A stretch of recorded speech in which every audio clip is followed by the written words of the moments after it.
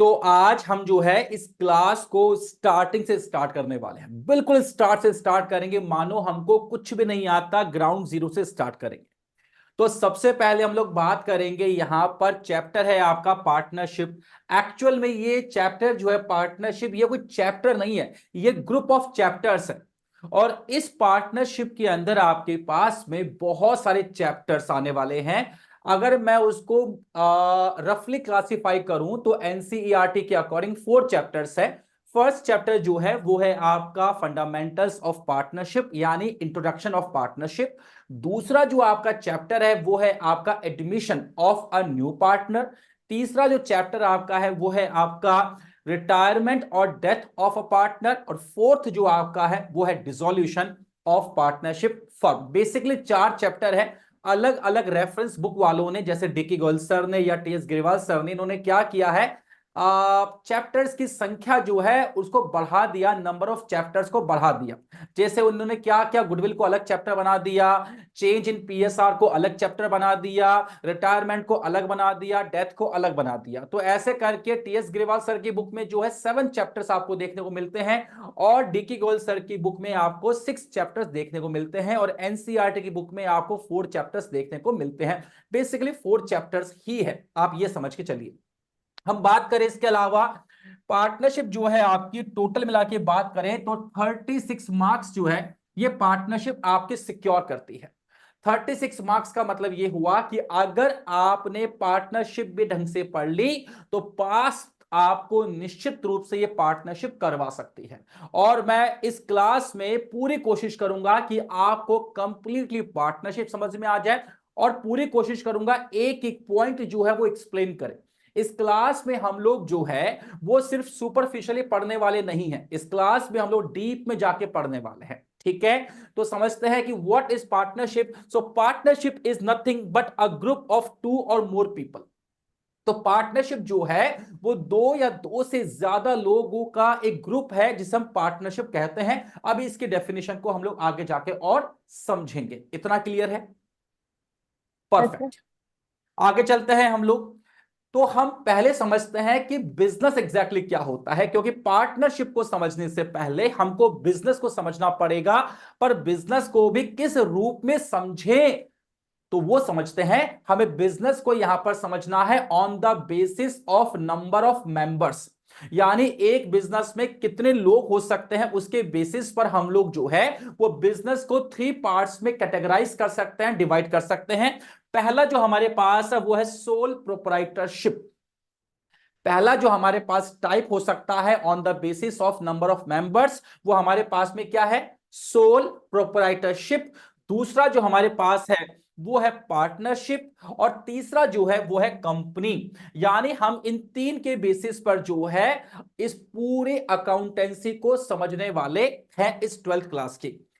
Sole proprietorship की बात करूं तो हमने इसको एग्जैक्टली 11th क्लास में कंप्लीटली समझ लिया है। ये मानो कि जो आपने पूरी 11th क्लास पढ़ी है वो आपने सोल प्रोप्राइटरशिप को ही समझा है, जिसमें जो है आपने ये कंप्लीटली समझ लिया कि कैसे हमको ट्रांजैक्शन को समझना है, कैसे एंट्रीज पास करनी है, कैसे उनके अकाउंट्स और कैसे उनका ट्रायल बैलेंस बनाना है। और उसके बाद में फाइनल अकाउंट्स की बात करें तो trading account, P and L account, और जो है हमने बनाया है इसके अंदर बैलेंस शीट, वो हमने सीखा है।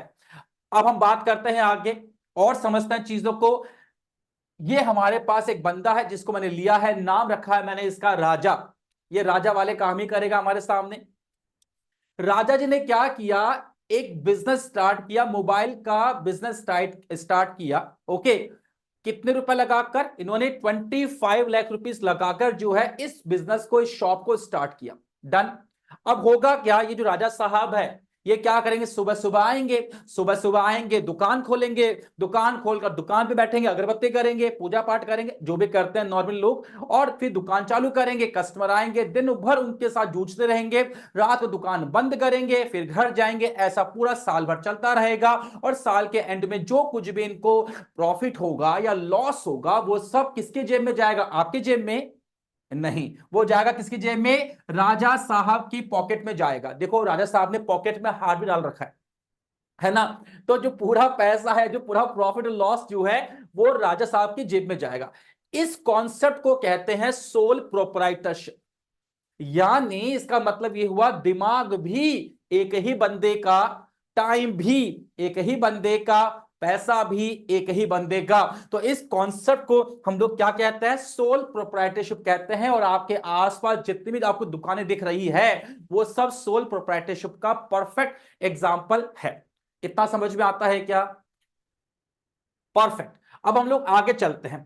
अब हमारे राजा साहब सोचते हैं, एक काम करता है यार, देखो देखो, हर व्यक्ति को है ना ग्रोथ की उम्मीद होती है।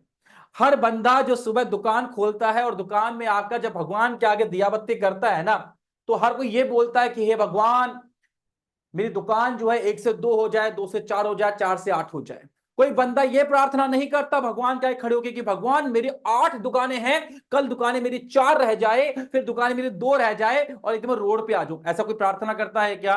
कोई ऐसी प्रार्थना नहीं करता। सब लोग चाहते हैं कि यार ग्रोथ होनी चाहिए, ग्रोथ होनी बहुत जरूरी है। अब ग्रोथ के लिए क्या करे? तो राजा साहब ने सोचा कि यार जहां मेरी दुकान अभी है ना, कस्टमर्स तो यहां पर भी आ रहे हैं, कमाई तो मैं यहां पर भी कर रहा हूं, लेकिन मुझे थोड़ी ग्रोथ और बढ़ानी है अपनी। तो यहां से करीबन करीबन आधा किलोमीटर आगे जो है, लोकेशन बहुत अच्छी है, प्राइम लोकेशन है। अगर मैं वहां पर अपना ये बिजनेस शिफ्ट कर दूं, वहां ट्रांसफर कर दूं और एक बड़ी दुकान वहां पर ले लूं, एक शोरूम वहां बना दूं, तो जितना मैं कमा रहा हूं उससे ज्यादा कमाना शुरू करूंगा। अच्छा ठीक है साहब, प्राइम लोकेशन पे जाओगे, बड़ा शोरूम बनाओगे, तो पैसा लगेगा, पैसा तो लगेगा।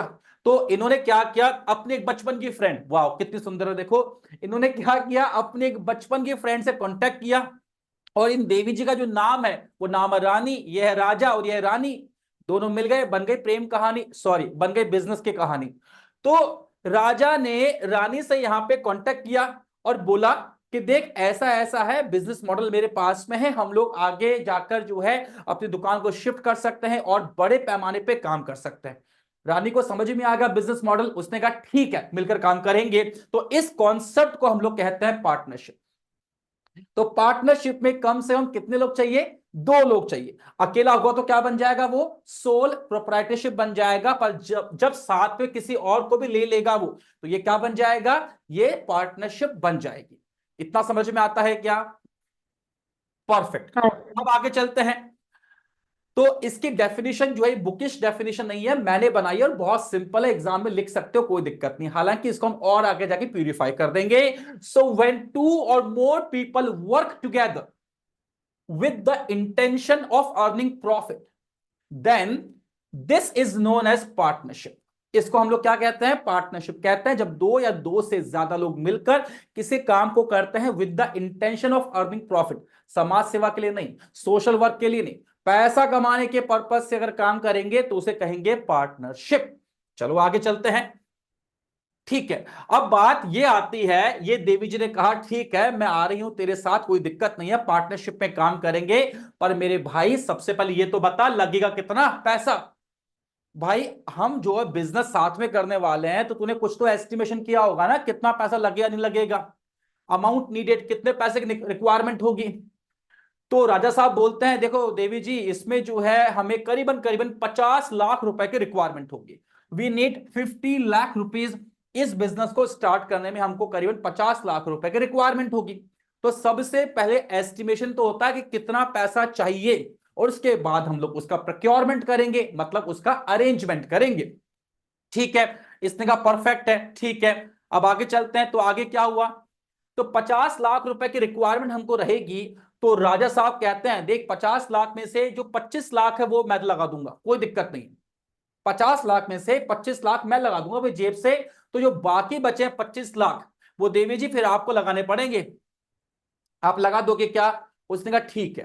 तो 50 लाख रुपए की रिक्वायरमेंट है, 25 लाख रुपए जो है राजा साहब ने लगा दिए, 25 लाख जो रानी साहिबा ने लगा दिया। इसका मतलब 50 लाख रुपए की नीड पूरी हुई कि नहीं हुई? पूरी हो गई, है ना। अब देखो, ये जो 50 लाख रुपए जो है, इसको हम लोग अकाउंट्स के लैंग्वेज में कहते हैं कैपिटल। यानी बिजनेस को स्टार्ट करने के लिए जिस अमाउंट की, जिस मनी की आपको रिक्वायरमेंट होती है, उसे क्या कहा जाता है? उसे कैपिटल कहा जाता है। This is capital. ओके, तो ये जो कैपिटल है 50 लाख रुपए की, ये तो पूरे बिजनेस की कैपिटल है 50 लाख रुपए की। बिजनेस कहो या फर्म कहो, यहां पर एक ही बात है। तो मैं जब कहूं फर्म की कैपिटल तो भी एक ही बात है, और मैं कहूं बिजनेस की कैपिटल तो भी एक ही बात मानकर चलना है, ठीक है। तो बिजनेस की यानी फर्म की टोटल कैपिटल 50 लाख रुपए है। इस 50 लाख रुपए की कैपिटल में से 25 लाख रुपए की जो कैपिटल वो किसकी है? वो रानी साहिबा की है। तो मैं क्या कहूंगा, जो रानी साहिबा की कैपिटल है, तो मैं कहूंगा रानीज कैपिटल, इसको मैं कहूंगा रानीज कैपिटल। वो कितने रुपए की है? वो हो गई 25 लाख रुपए की। और इसमें से जो 25 लाख रुपए वो किसकी कैपिटल है? वो राजा साहब की कैपिटल है, तो मैं कहूंगा राजास कैपिटल।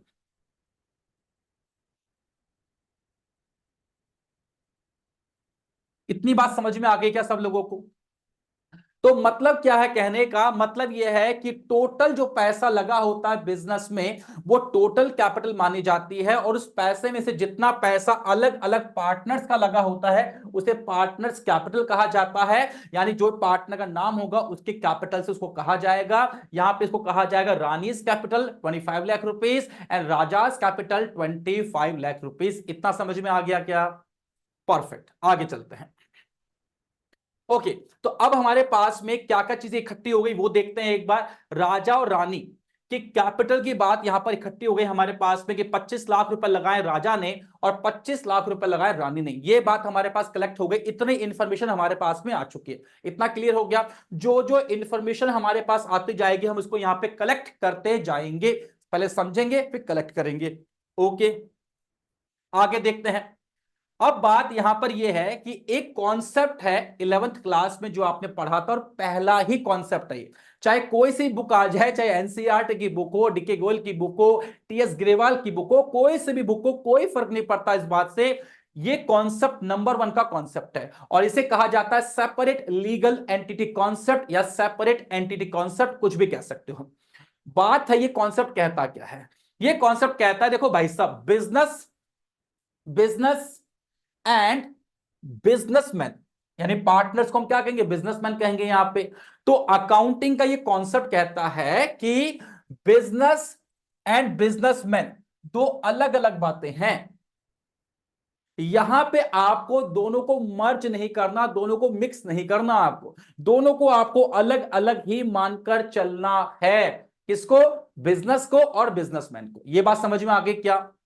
ओके, जब हम लोग सोचेंगे बिजनेस के पॉइंट ऑफ व्यू से तो हम अलग तरीके से सोचेंगे, और जब हम लोग सोचेंगे पार्टनर्स के पॉइंट ऑफ व्यू से तो हम अलग तरीके से सोचेंगे। बट अभी यहां पर मेन पॉइंट क्या है? बिजनेस को अलग मानना है, उसकी बात अलग करेंगे, और पार्टनर्स की बात अलग करेंगे। अब एक बात समझो, जिसको परमात्मा ने बनाया, जिसको भगवान ने बनाया, वो है नेचुरल पर्सन, जैसे कि मैं और आप। हम नेचुरल पर्सन है जिसको परमात्मा ने बनाया। लेकिन जिसको हमने बनाया वो है आर्टिफिशियल पर्सन। तो बिजनेस को जो है वो हमने क्रिएट किया है, तो इसको हम कहेंगे आर्टिफिशियल पर्सन। ये भी पर्सन, ये भी पर्सन, दोनों पर्सन, पर इसको परमात्मा ने बनाया तो ये हो गया नेचुरल पर्सन, और इसको बनाया हमने, ह्यूमन बीइंग ने, तो इसे कहेंगे आर्टिफिशियल पर्सन। दोनों पर्सन है, तो हमें दोनों के पॉइंट ऑफ व्यू से सोचकर चलना होगा, राइट? ओके, आगे चलते हैं।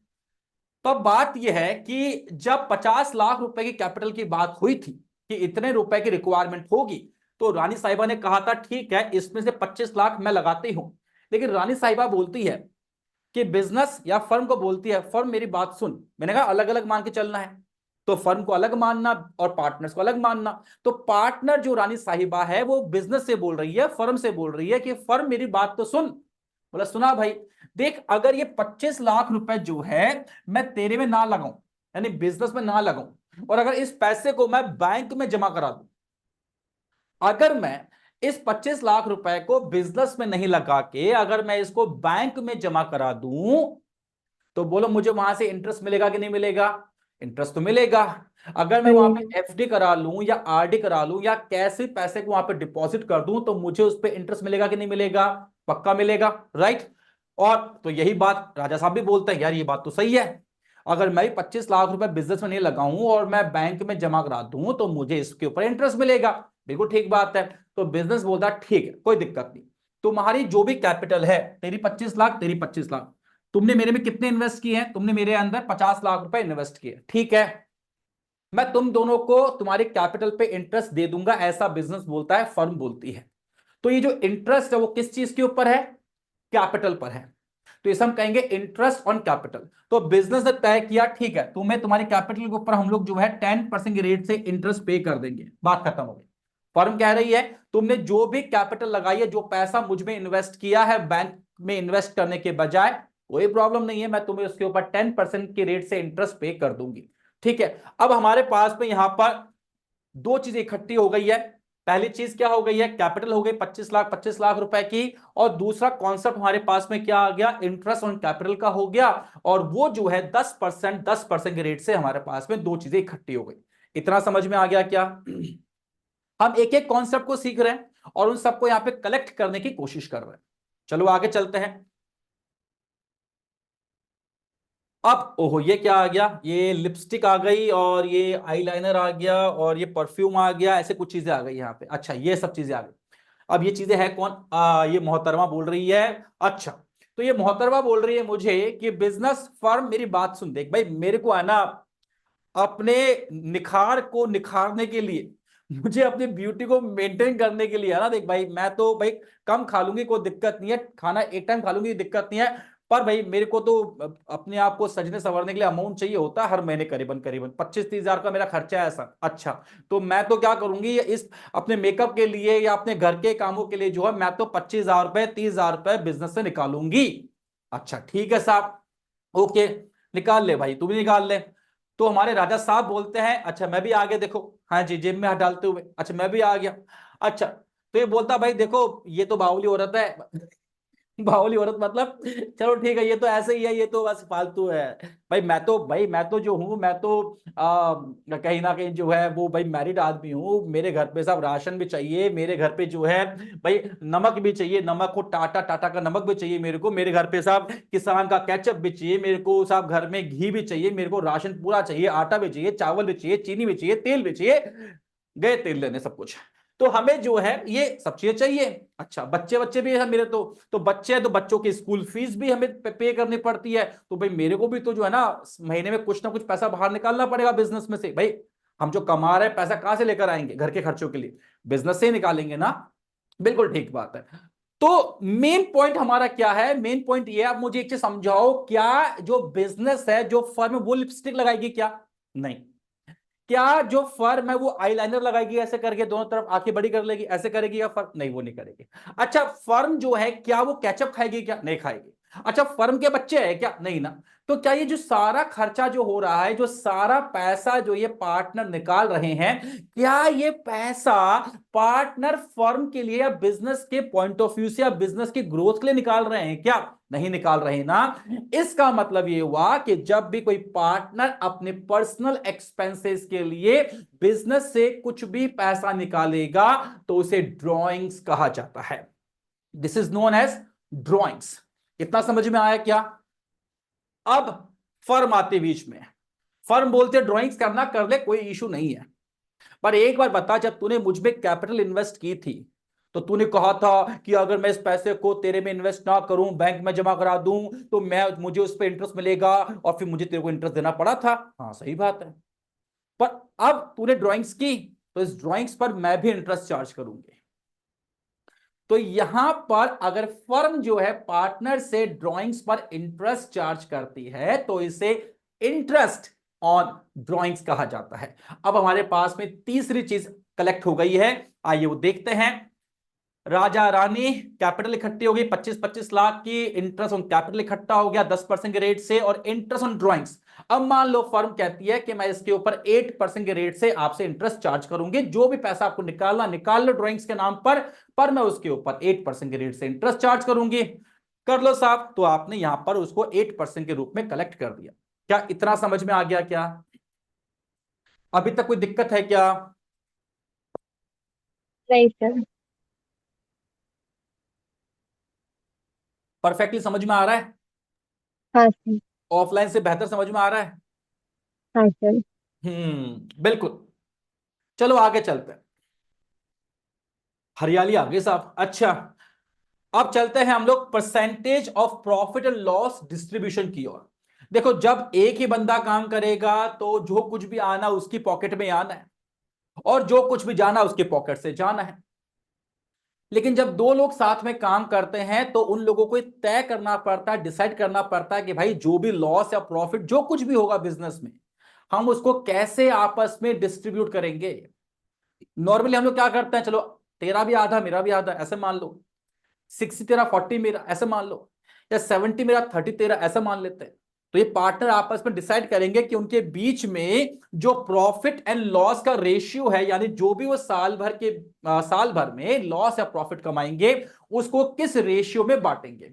अब एक बात समझ लो, यहां पर जो लॉस और प्रॉफिट की बात होगी पार्टनरशिप चैप्टर के अंदर, आपकी 12th क्लास के अंदर, यहां पर वो परसेंटेज में आपको क्वेश्चन नहीं देगा कि इतना परसेंट इसका इतना परसेंट इसका। अगर ये हो गया तो बहुत ही आसान क्वेश्चन हो गया। यहां पर वो आपसे फ्रैक्शन में क्वेश्चन को सॉल्व करवाएगा। अब फ्रैक्शन में कैसे सॉल्व करवाएगा पहले समझाता हूं। तो मान लीजिए इन दोनों ने तय किया कि हम लोग 2:3 के रेशियो में आपस में प्रॉफिट लॉस को डिस्ट्रीब्यूट कर लेंगे। अब इसके ऊपर पॉइंट है, मैं पहले आपको पॉइंट समझा दूं कि इसका मतलब क्या हुआ। इस पॉइंट को समझना अच्छे से। 2:3 का मतलब क्या हुआ ये बात समझना। 2 और 3 को आपस में ऐड करो कितना होता है 5। इसका मतलब हुआ इसका शेयर हुआ 2/5 और इसका शेयर हुआ 3/5। हम ये नहीं कहेंगे कि राजा का शेयर जो है वो 2 है और इसका शेयर 3 है, ऐसा नहीं बोलेंगे हम लोग इसको, है ना। 2 रानी का हो गया और राजा का 3 हो गया, ऐसा नहीं बोलेंगे। हम बोलेंगे कि जो क्या नाम है इसका, रानी का जो शेयर है वो है 2/5 और जो राजा का शेयर है वो है 3/5। ये बोलने का तरीका हुआ। अब इसका मतलब भी क्या हुआ समझाता हूं। जब हम कहते हैं ना 2/5, इसका क्या मतलब हुआ, इसका मतलब ये हुआ कि अगर मान लो बिजनेस में 5 रुपए का प्रॉफिट हुआ, if there is a profit of ₹5 in the business at the end of the year, 5 रुपए का जो है बिजनेस में प्रॉफिट हुआ, तो उस 5 रुपए में से दो, मैं इसको ऐसे करता हूं, तो उस 5 रुपए में से 2 रुपए रानी के होंगे और 3 रुपए राजा के होंगे। इसका बेसिकली मतलब ये होता है कोई भी रेशियो आ जाए, मान लो का रेशियो आपस में है 10:3, तो इसका मतलब क्या हुआ कि अगर बिजनेस में 13 रुपए का प्रॉफिट हुआ तो उस 13 रुपए के प्रॉफिट में से 10 रुपए रानी साहिबा के और 3 रुपए राजा साहब को मिलेंगे। ये समझ में आ गया, क्योंकि इसमें बहुत सारे कंफ्यूजन होता है और मतलब क्लियर नहीं हो पाती चीजें ये, तो इसको अच्छे से समझ लीजिएगा। आगे चलते हैं। अब हमारे पास में रेशियो भी आ गया। अब हमारे पास में चौथी चीज इकट्ठी हो गई हमारे पास में, आइए देखते हैं उसको। राजा साहब रानी साहिबा कैपिटल 25-25 लाख की आईओसी, मैं शॉर्ट में इंटरेस्ट ऑन कैपिटल कहूंगा आईओसी, और इंटरेस्ट ऑन ड्रॉइंग्स को कहूंगा IOD, interest on capital and interest on drawings. Okay, तो ये 8% था, और हमने अभी देखा कि जो प्रॉफिट एंड लॉस का जो रेशियो है वो इनका आपस में 2:3 के रेशियो में ये लोग आपस में अपना प्रॉफिट लॉस डिस्ट्रीब्यूट करेंगे। मैं इसको आपको एक बार और यहां पे समझा दूं ताकि आपको दिक्कत कहीं पर आए नहीं। आई ओ जो इंटरेस्ट ऑन कैपिटल है इसको मैं शॉर्ट में कहूंगा आईओसी। अगर मैं कहता हूं IOC that means interest on capital, ठीक है। और जो इंटरेस्ट ऑन ड्राइंग्स है इसको मैं शॉर्ट में कहूंगा IOD, that means interest on drawings. और हम इसको इसी शॉर्ट फॉर्म में आके कंप्लीटली बोलने वाले हैं, तो उसको दिमाग में सेट कर लीजिएगा। फिर रिपीट करता हूं, interest on capital means IOC, interest on drawings means IOD. इतना क्लियर है क्या? परफेक्ट, चलो ठीक है। अब हम लोग आगे चलते हैं। अच्छा, अब हमने जो ये तय किया, देखो हमारी जो दुकान है जो हमारा बिजनेस है ना, वो स्टेब्लिश हो गया। अब उस स्टेब्लिश होने के बाद में काम स्टार्ट हो गया, लेकिन काम स्टार्ट करने के लिए क्या करना होगा, देखो किसी ना किसी को दुकान पे तो बैठना पड़ेगा ना। ऐसा थोड़ी होता है कि मान लीजिए क्या बोलते हैं कि आपने बिजनेस स्टार्ट कर, दुकान स्टार्ट कर दी, सामान वगैरह भर दिया, अब छोड़ दिया उसको अपने आप, अब कस्टमर अपने आप ही आ जाएगा, सामान अपना उठा लेगा, पैसा अपने आप रख के चला जाएगा और निकल जाएगा। ऐसा होता है क्या? दुकान पे बैठना पड़ता है जी, दुकान पर बैठना पड़ता है। तो हमने सबसे पहले तय किया कि हमारी जो दुकान है वो कब से कब तक ओपन रहेगी। तो हमने ये डिसाइड किया कि हमारी दुकान सुबह 10 से रात को 10 बजे तक ओपन रहने वाली है। ठीक है साहब। अब बात यह है कि दुकान जो 10 से 10 ओपन रहेगी तो उसमें बैठेगा कौन? राजा जी बैठेंगे, रानी साहिबा बैठेगी, कौन बैठेगा इसके ऊपर, है ना? तो रानी साहिबा कहती है देखो मैं तो थोड़ी बिजी वगैरह रहती हूँ किटी पार्टीज वगैरह में, और मेरे को काफी सारे काम होते हैं सोशल वर्क वाले, तो मेरे को टाइम वाइम नहीं है।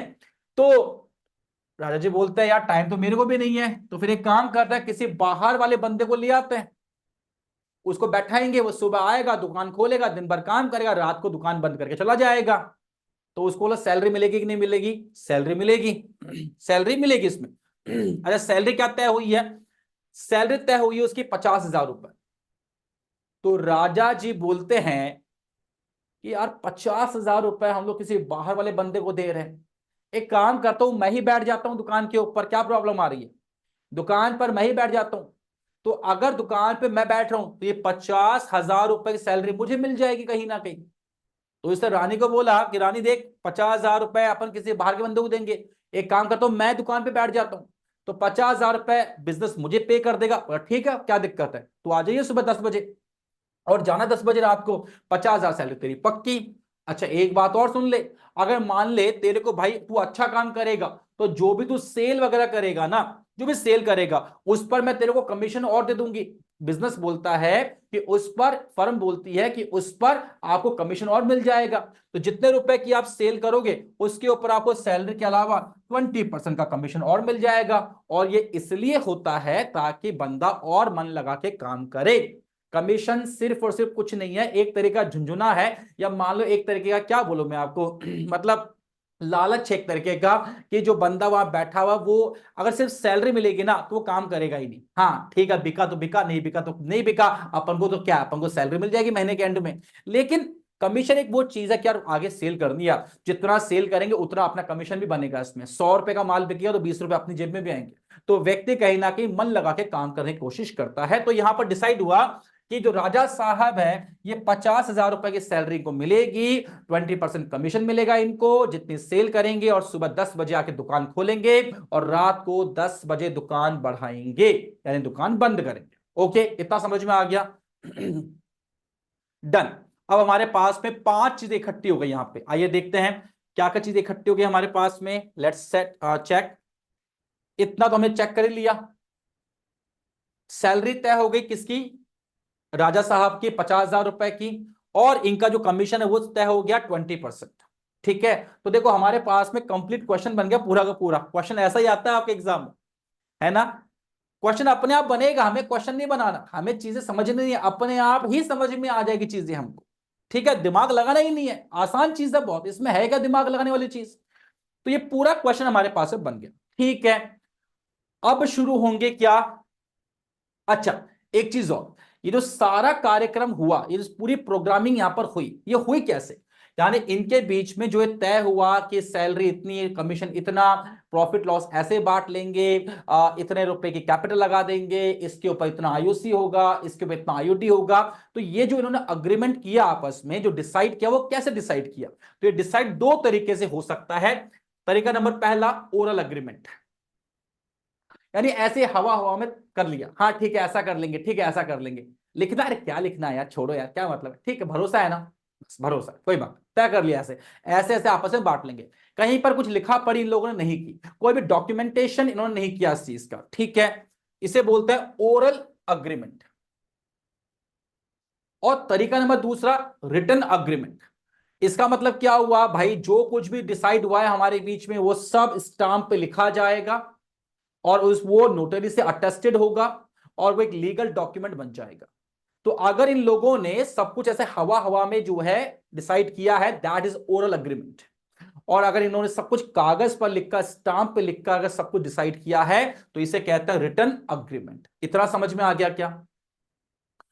अब हम चलते हैं झगड़ों की ओर। अब होगी मारपीट। है मारपीट कहां से आ गई भाई? अच्छा ठीक है, अब मारपीट तो होगी, झगड़े तो होंगे सब। अब डिस्प्यूट की बात लिखी है मैंने यहां पर, डिस्प्यूट कैसे होंगे आइए देखते हैं। डिस्प्यूट ऐसे होंगे कि राजा साहब, ये हमारे सामने है, रानी साहिबा आ गए, हाँ बताओ भाई क्या नाटकबाजी हो गई, क्या प्रॉब्लम है? रानी साहिबा ने बोला राजा जी आपको सैलरी तय हुई थी 50,000 रुपए, बिल्कुल ठीक बात है, बिल्कुल ठीक बात है। और एक बात और तय हुई थी कि आप जो है सुबह 10 बजे आएंगे, और रात को 10 बजे तक काम करके दुकान बढ़ा के जाएंगे। बोले ठीक बात है। मैं देख रही हूं आपको पिछले 1 महीने से आप आ कब रहे हो दुकान पे है। कभी आप 10:30 पे आते हो दुकान खोलते हो, कभी आप 11 दुकान खोलते हो, और कल तो हद कर दिया आपने, कल तो आप 1 बजे आए थे दुकान खोले। बोले वो तो कोई इमरजेंसी वगैरह हुई थी ऐसे, तो रोज ही आपकी इमरजेंसी होती है क्या भाई साहब। बोला तो भाई साहब मत बोलो मुझे आप, बट ठीक है कोई बात नहीं, तो राजा जी बोलते हैं चलो कोई बात नहीं आपको। ठीक है, तो ये जो है मतलब आप कभी भी आ रहे हो, काम करो आधा, तनख्वाह पूरी, वाह साहब लॉटरी लगेगा यहाँ पर मतलब खैरात थोड़ी बट रही है यहाँ पर। तो आप तो मतलब तनख्वाह पूरी लोगे आप, तनख्वाह पूरी लोगे आप, है ना, और काम करोगे आप आधा। सही है क्या ये। तो देखो तनख्वाह तो है ना आपके 50,000 सैलरी आपको नहीं मिलने वाली, भूल जाओ आप, भूल जाओ। आपको सैलरी देंगे 20,000 रुपये मात्र। 20,000 बताओ काम, 20,000 मिलेंगे आपको। आपको सुबह 10 बजे आना है और रात को जाना है आपको 10 बजे, क्योंकि आपके आने से भी कोई खास फर्क नहीं पड़ा दुकान के ऊपर, ग्रोथ तो है ही नहीं। आपके आने से हमारे बिजनेस में ग्रोथ कहां हो रही है, दुकान तो वहीं की वहीं है। दिमाग तो लगा नहीं रहे हो आप भाई। आपके बैठने से काम बढ़ना चाहिए कि नहीं बढ़ना चाहिए, काम तो बढ़ना चाहिए, काम तो नहीं बढ़ रहा। तो 50,000 सैलरी किस बात की है आपकी, सैलरी आपको मिलेगी 20,000 रुपए। बोला ये कोई बात हुई क्या, हमारे जो तय हुआ था सैलरी 50,000 होगी, मैं तो अपना पूरा काम छोड़ छाड़ के मैं तो यहाँ मेहनत कर रहा हूँ यहाँ पे आके, और तुम ऐसे बोल रहे हो। बोले काय की मेहनत कर रहा मेरे भाई। और ऐसे बातों बातों में जब बातें गर्म होती है तो लोग गर्म हो जाते हैं, जब लोग गर्म होते हैं तो लड़ मरते हैं आपस में। गुस्से में आके जो है रानी साहिबा ने राजा साहब के बाल पकड़ लिए।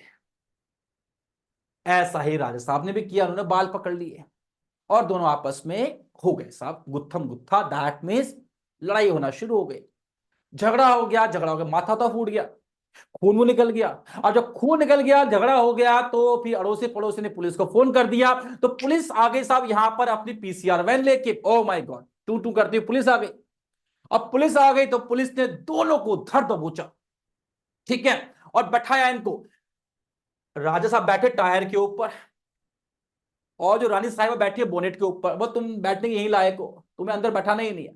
ठीक है, दोनों को बैठाकर जो पुलिस ले गई थाने, पुलिस स्टेशन ले गई, बैठाया वहां पे, और वहां पर फिर नेक्स्ट डे जो है कोर्ट में इन दोनों को पेश कर दिया गया। कोर्ट में नेक्स्ट डे पेश कर दिया गया, और फिर वहां पर आती आवाज, राजा साहब हाजिर हो। हाजी हो गया साहब, हो गया मालिक, हो गया, ओके।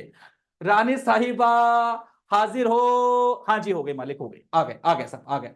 और अब आएंगे हमारे अजीमो शान शहंशाह, है ना, जिल्ले इलाही, वकील साहब नहीं जज साहब। और ये जज साहब तो आपने देखे हैं, किसी मूवी का सीन है ये, है ना, जॉली एलएलबी, है ना, उसमें सीन है ये, एलएलबी 2 का शायद सीन है, और वहां के हमारे जज साहब है। तो जज साहब बोलते हैं बताओ जी क्या केस है, क्या दिक्कत है, क्या क्या प्रॉब्लम हो गई। तो और ऐसा बोलते हैं ये है ना, ये ऐसी ही है, तो मतलब मैं तो दुकान पे टाइम पे आ रहा था, मैं तो टाइम पे टाइम पे जाता हूँ, अब 1 2 दिन मैं छुट्टी कर ली, ऊपर ये माथाफोड़ी करने लग गई। बोला हमारे बीच तय हुआ था सैलरी 50,000 मिलेगी, और ये ऐसा तू बता क्या बोला है, काय के 50,000 सैलरी में काम तो करता नहीं, धल्ले भर नल्ला कहीं का, है ना, मतलब काम तो करता ही नहीं है, 50,000 सैलरी, इससे कोई बिजनेस तो बढ़ नहीं रहा इस चीज के ऊपर, और हमारे बीच कोई तय नहीं हुआ 50,000 रुपए की सैलरी। झगड़ा हो गया भैया, झगड़ा हो गया। जज साहब भी परेशान हो गए, देखो शक्ल देखो जज साहब के, देखो बेचारे, अरे यार ये क्या सीन। उनका भी दिमाग खराब हो गया, तुम छोड़ो यार, तुम शांत रहो एक बार, तुम दोनों शांत हो जाओ एक बार के लिए। अच्छा शांत हो गए, फिर क्या, तुम मुझे ये बताओ, तुम्हारे बीच में जो अग्रीमेंट हुआ था ना, तुम लोग जो ये तय किया कि इसको 50 मिलेगी कि 20 मिलेगी कि 10 मिलेगी, ये कैसे तय किया था ये बताओ एक बार। बोला मतलब अरे भाई मतलब आपके बीच में ओरल अग्रीमेंट हुआ था कि आपके बीच में रिटर्न अग्रीमेंट हुआ था। मतलब ये क्या हुआ समझे नहीं, हम लोग थोड़े कम पढ़े लिखे हैं साहब, हम लोग गांव से आए साहब, गांव से आएला है। तो तो ये क्या, अरे यार इनको चलो कोई बात नहीं। अरे भाई मैं ये पूछ रहा हूं देवता देवी, ये पूछ रहा हूं कि तुमने कोई कागज पे ऐसा स्टाम्प पे कुछ लिखा था क्या, कि इतना इतना ये, इतना इतना ये, इतना इतना ये लिखा था कुछ चीज के ऊपर। बोल नहीं साहब हमें तो भरोसे भरोसे में काम कर लिया, और भरोसे भरोसे में काम करके ये नौबत आ गई साहब हमारे बीच में। भरोसे में काम किया ना, मतलब ओरल अग्रीमेंट किया ना। बोले हाँ साहब ओरल अग्रीमेंट किया साहब, अच्छा तो अब क्या करें। तो अब ध्यान से सुनो मैं क्या कह रहा हूं, कौन बोल रहा है ये, जज साहब बोल रहे हैं। और जज साहब कोई भी बात बोलते हैं तो एक्ट के अकॉर्डिंग बात करते हैं, कानून के अकॉर्डिंग बात करते हैं, और हमारी इस पार्टनरशिप पे लगता है कौन सा कानून, इंडियन पार्टनरशिप एक्ट 1932। तो इंडियन पार्टनरशिप एक्ट 1932 लगता है। और अब जज साहब कहते हैं देखो भाई, तुम्हारे बीच में क्या तय हुआ था, क्या नहीं हुआ था, साबित कर सकते हो क्या? बोला साहब ऐसे बोल के जो किया उसको साबित कैसे करेंगे? बस एग्जैक्टली ये कह रहा हूं। अब शांत होके बैठो, मुंह पे उंगली लगा के बैठो ऐसे अच्छे बच्चों की तरह, है ना? Finger on your lips. Okay, अब कोई नहीं बोलेगा बीच में। अब जो बातें बोल रहा हूं ध्यान से सुनना, अब सारी बातें वैसे ही तय होंगी। तुम्हारा झगड़ा भले ही सैलरी पे हुआ हो, लेकिन अब इसके इंपैक्ट बाकी बात दूर तक जाएगी, है ना? बात दूर तक जाएगी। ओके ठीक है, लाओ दूर तक बात। राजा रानी, ओके, तुम्हारे बीच में जो इंटरेस्ट ऑन कैपिटल था, जो आईओसी था, इंटरेस्ट ऑन कैपिटल, तुम्हारे बीच में क्या तय हुआ था? भाड़ में गया। अब किसी को भी कैपिटल पर इंटरेस्ट नहीं मिलेगा। सुन लो ध्यान से। अच्छा, हाँ, अच्छा। इंटरेस्ट ऑन ड्राइंग्स, तुम्हारे बीच में क्या तय हुआ था कि ड्राइंग्स पर कितना इंटरेस्ट फर्म चार्ज करेगी? कितना भी किया होगा, अब इंटरेस्ट चार्ज नहीं होगा। अच्छा, हाँ जी, अच्छा। तुम्हारे बीच में क्या तय हुआ था कि प्रॉफिट और लॉस आपस में कैसे बांटेंगे? कैसे भी तय हुआ हो, मुझे कोई फर्क नहीं पड़ता, अब इक्वली बटेगा, यानी 1:1 में बटेगा। जो भी प्रॉफिट लॉस होगा आधा तेरा होगा। तुम्हारे बीच में क्या तय हुआ था? मुझे से कोई बात, सब 2:3 हुआ था। अरे भाड़ में गया 2:3। अब नहीं है 2:3, अब तो जो कुछ होगा इक्वली होगा। अच्छा, ओके।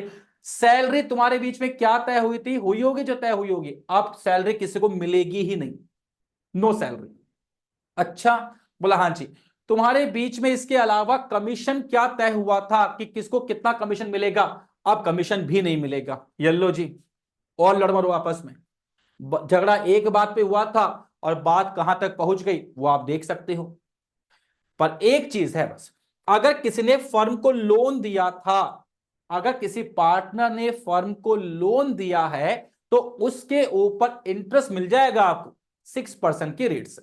दैट्स इट, बस हो गया काम हमारा। तो जब भी पार्टनर्स के बीच में ओरल अग्रीमेंट होता है तो आईओसी नहीं मिलता, आईओडी पर इंटरेस्ट चार्ज नहीं होता, मतलब इंटरेस्ट ऑन ड्राइंग्स चार्ज नहीं होता, कोई सैलरी नहीं, कोई बोनस नहीं, कोई कमीशन नहीं। अगर लोन दिया है किसी पार्टनर ने तो उसके ऊपर फर्म 6% के रेट से इंटरेस्ट पे कर देगी। That's it. और इसके अलावा जो है इनका जो आपस में प्रॉफिट एंड लॉस का जो भी रेशियो तय हुआ था वो अब हुआ होगा, पर अब जो है वो इक्वली बटेगा। दैट्स इट, बस इतना सा काम होगा। क्या इतनी बात सबको समझ में आ गई क्या? इतने में अगर किसी को भी कोई डाउट है, कोई क्वेश्चन है, तो आप अपना माइक ऑन करके जो है अपना क्वेश्चन पूछ सकते हो। कोई क्वेश्चन नहीं है, कोई डाउट नहीं है? नहीं परफेक्ट है? सर। हाँ सर। ठीक है। और जिन लोगों ने आज इस क्लास को देखा है वो लोग जो है आगे अपने फ्रेंड्स को, आगे अपने जो भी लोग हो जो 12th क्लास में पढ़ते हैं उन सबको कन्वे कर दीजिएगा। The class will be free class, accounts की क्लास कंप्लीटली फ्री है। और ये क्लास देखकर आपको समझ में आ गया होगा कि किस लेवल पे जाके क्लास काम करेगी। इस क्लास के लोग, मतलब मैं किसी बड़े उसका नाम नहीं लूंगा इंस्टीट्यूट का, बट इसी क्लास के लोग 30,000 40,000 रुपए तक भी चार्ज करते हैं जो बड़े बड़े इंस्टीट्यूट होते हैं। राइट, सो आप ये मैसेज लोगों को कन्वे कर सकते हो। इस क्लास में केवल 100 बच्चे बैठ सकते हैं। रिकॉर्डिंग तो अभी आप देख ही रहे हो, है ना? अगर आप यूट्यूब पे अभी आप देख रहे हैं तो रिकॉर्डिंग आपको दिख ही रही है। और क्लास अगर आपको ज्वाइन करनी है तो आप जो है कांटेक्ट कर सकते हो मुझसे। इस क्लास में आप आ सकते हो, 8104730750 नंबर है, इस पे आप कांटेक्ट कर लीजिएगा और आप अपना मैसेज देकर जो है इस क्लास को ज्वाइन कर सकते हैं। Done, okay. चलो, तो फिर क्लास वाइंड अप करते हैं आज की, और बाकी क्लास हम लोग कल बात करते हैं।